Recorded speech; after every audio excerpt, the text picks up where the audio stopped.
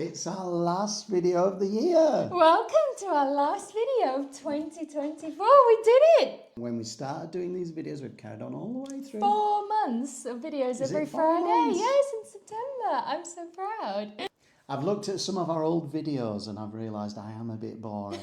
And I speak very, very slowly, so I just thought I'd surprise the viewers with that. You surprised me. Well, it's coming up to New Year's Eve, isn't it? It is, that's right. And so we thought we'd do a little prospective thought about 2025, to say Happy New Year and to think about what we're going to be doing with FSL going forwards. So, well, of course, it's quite an exciting year for us personally, isn't it? Is. Because we've got something quite big coming out on Huge. 1st of February is the plan. 1st of February is the planned date for the publication of our book, Open Play, The Case for Feminist Sport. I cannot believe this because for me, this is my first published co-authored, but you know what I mean, not a monograph. Monograph, thank you. Yes. Not an edited collection. I used to think monograph meant it had one author, but it means it's on one topic. One topic, okay.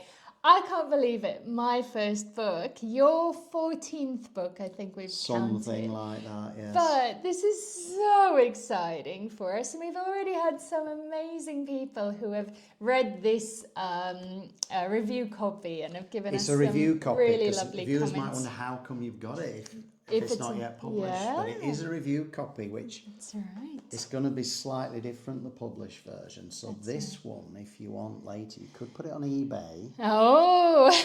Only after publication date. And if we get £10,000, it could fund FSL for another year. This one will be staying on my personal bookshelf forever. It's so special to me. So I'm sorry, everyone who would like this version, but I'm so proud of this.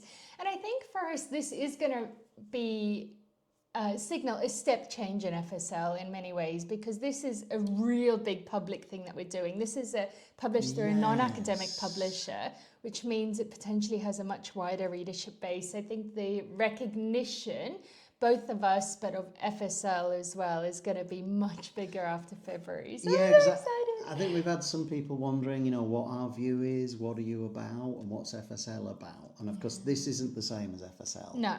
We don't require all our members have to agree with everything we say in the book, but it does give some kind of background of our thinking that when we were starting off FSL, it's the sorts of issues in there are the sorts of issues we are wanting to take forward because, of course, the story goes, when we finished that book, the origin story, when we finished that book, like the first draft, we kind of felt, is this an ending? Because we'd been discussing that stuff for 5 years. Thought, is it an ending? And then we quickly realised, no, it was a beginning. It's a beginning. It's a new beginning. And I think the amazing thing is because we ended up writing the last chapter as it's almost a bit of a manifesto for a vision that we have for sport, that I think a lot of people are wondering, what is our vision?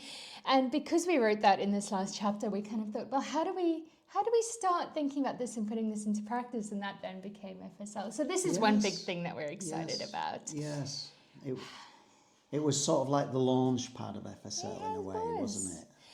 And another thing that I'm excited about, to talk about books, but you and I are both intellectuals, is we're already working on a next book project. I'm not going to say it's our second book, because this next book project, 2-volume book project, is going to take us a very long time to do. So we might publish something else in between. There might be something in between, that's but right. we've got a longer term project, so it's going to be called Feminism and Physicality, because given a lot of debates that have been going on in recent years, we got quite interested in what would be the most authentic feminist response to women's inclusion in sport, but also physicality in general, Yes. So we've, in volume 1 of that book, we've started our read through of all the great feminist writings and what they've said about physicality. And so for those of you who watch FSL TV, you do get a little bit of a taster for where we're going in that book, because 2 of our book club videos already, the one on Wollstonecraft and the one The French Revolution. The French Revolution by Sandrine Bergès. Those have both become initial chapters in our books. So if you want a little taster for where it's going, you can go and have a. And of course, that was one of the highlights of FSL TV, wasn't it? when I pronounced Ninon de l'Enclos. Since done some more research, she said Ninon de l'Enclos. Beautiful. That was. I liked the. I'm trying to improve my French. Definitely. French pronunciation. Yes. After you called me out with Terroir de Méricourt, which I pronounced in a Yorkshire accent rather than a French accent. But I do want to actually say something about that here. I think for a lot of people who are new in academia, we learn a lot of the names and the words by reading. Yes. And it is a thing that academics sometimes shame other academics for, is their pronunciation. But for me, it's kind of beautiful to show that even professors still pronounce words maybe incorrectly because they've been reading those words. And I think that opens up academia. Yeah, I've not had a chance to discuss it with someone else until I discussed it with you. And yeah. how else would we learn? I mean, good point. Because there is no way to learn. If I ever came across someone whose first language wasn't English, that's right. You wouldn't judge them for it. Judge them. Right. So I hope. So yeah. French speakers, don't judge me too harshly.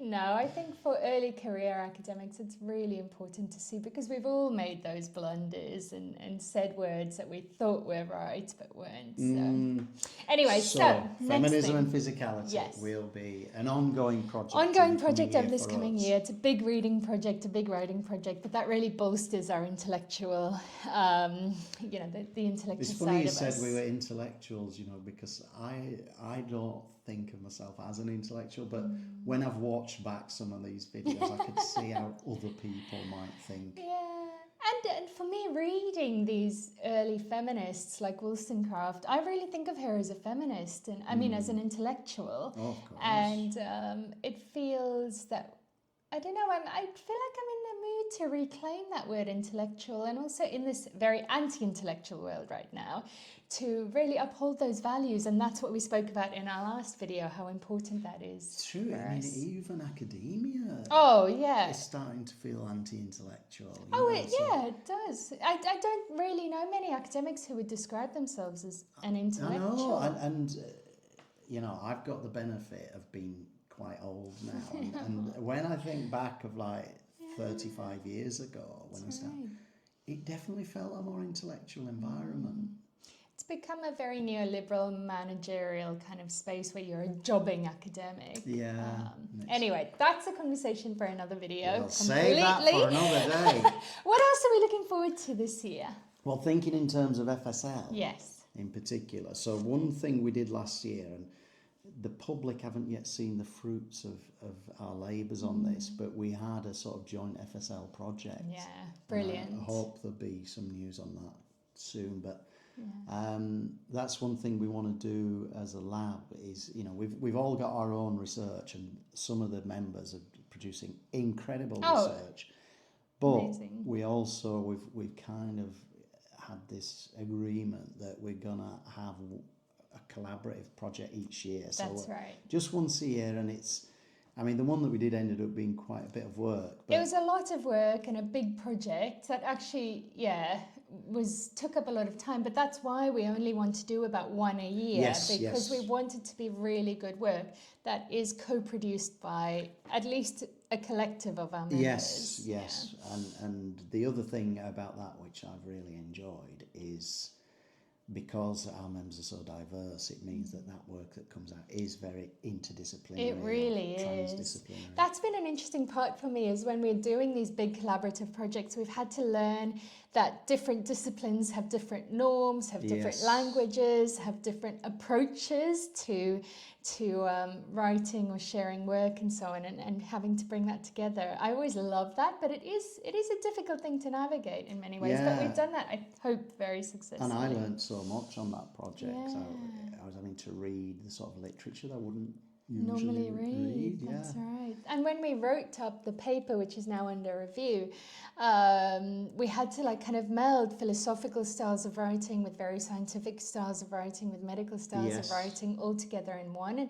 And that was quite the process to help each other kind of learn different ways of doing things. But I think the paper is so much stronger for it. And as we say, we hope to share news of that. And so in the project we do next year, you know, we've recruited new members since we did that project, so we might have more people, different people involved well. But it does show we are primarily a research lab, aren't we? You know, I was telling a physicist about it a few months ago, and he said, "Have you got lasers?" You know, we're seeing what makes something a research lab. But he was a physicist, so he thinks it's going to be about the kit and the equipment. That's right. But for us, it's the lab. It's that laboratory of ideas, isn't it? And exactly. That intellectual engagement that stimulation we have. And members, engagement. Exactly. And those members who are involved in those projects, they're not only our academic members, they are our activist and athlete members as well that will be involved in these projects. So it's really exciting. One other thing that I'm excited about that our research assistants, Charlie and Sophie, are working on at the moment is we're putting together a compendium, I guess, of all of our members' work that already exists.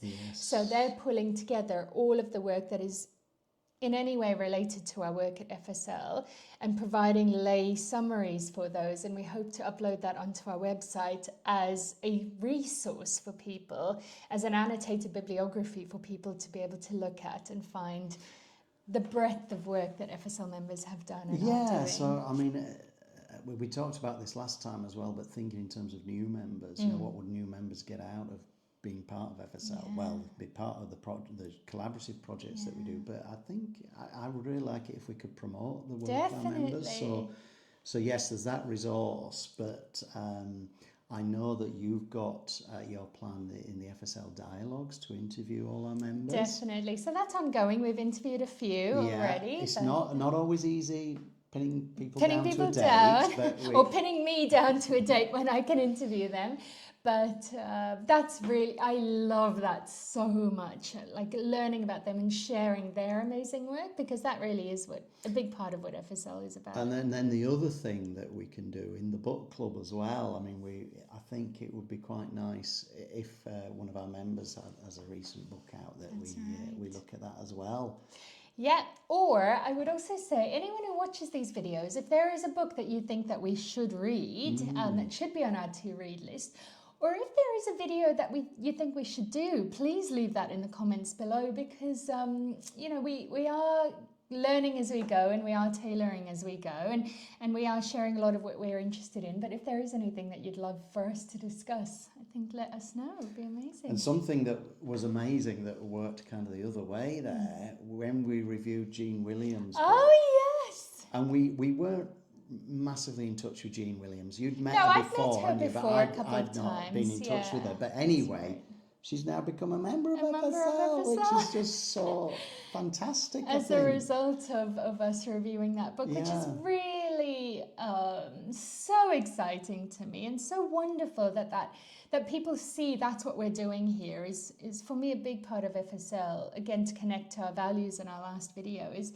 that we genuinely care about our members and that they all want to be here and want to be part of this thing that we're building, even though it's kind of building itself and we don't know exactly what it does yet, but there is something special here, I think. There is, isn't there? So, yeah, I'm looking forward to more book clubs videos. Me too. You know, I mean, it's we both love to read anyway, and I think we're probably going to look for a combination of classics. Like we've got the next book club is probably going to be a kind of modern classic, isn't it? A book that you've read before and you really liked. I've not read it yet, I'll have to read it in the next couple of weeks.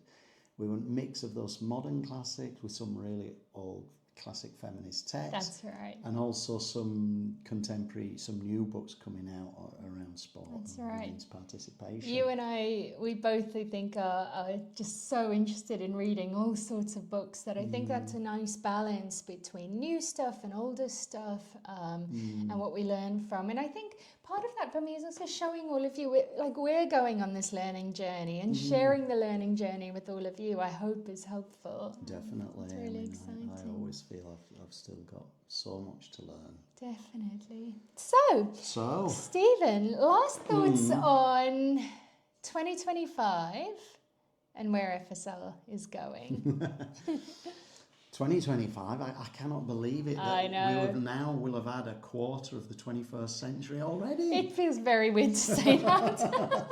Unbelievable. Time moving so fast. But what I really want to do, and this is kind of longer term thing, it's not 1 year, I really want to kind of build capacity. So things like formal agreements with sporting organisations. I want to get formalise some things like that, because it's all going to help FSL kind of get connected and be part of that network.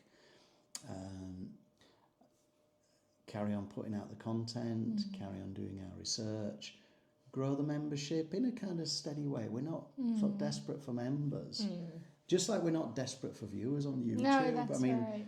We know the right people will find this content, and it will mean so much. Yeah, and it's kind of niche, and you know, if we wanted to get 10,000 views per video, we could easily do that. We could clickbait every video very easily. But it's not. We want to keep our integrity, and we want to make sure we're true to what we're about, which is we're a research lab. Yeah, and so to go back to kind of very early on in our videos, and we spoke, and I was quite enamoured by the idea of the salon.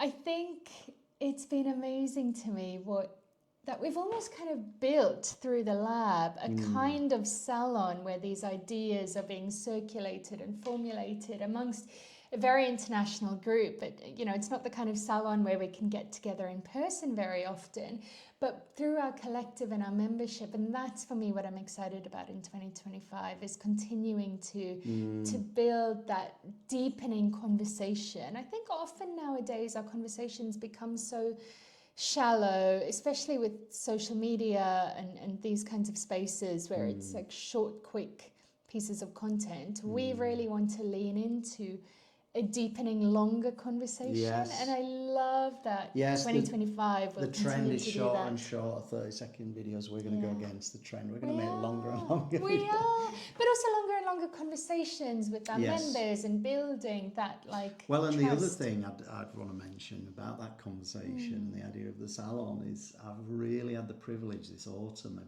including some of my own students in that conversation, because I got them to watch some of the videos, and it actually formed part of the conversation in the class, and that was wonderful, because the students were absolutely brilliant, and they really got it. They totally got it. Students these days are amazing, really amazing. Oh, how exciting! I want to do that more as well. So on that note, we'll say Happy New Year to everybody, to everybody, and we'll see you in 2025.